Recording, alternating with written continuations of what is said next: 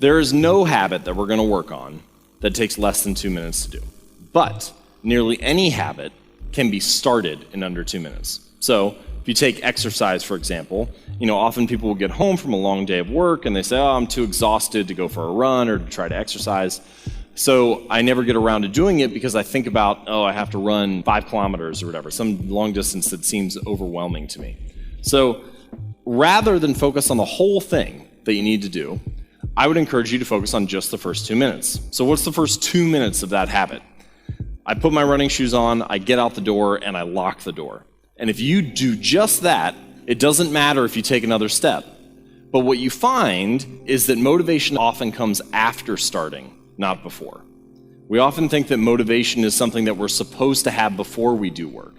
But motivation will come as a result of doing some small bit of work, and then we can trust that the rest of the process will flow easily. But the point here is that the motivation needed to complete a habit is at its peak at the beginning of a behavior. The greatest amount of friction for any type of task is in the beginning, is in the starting. So the key idea is make it so easy that you can't say no.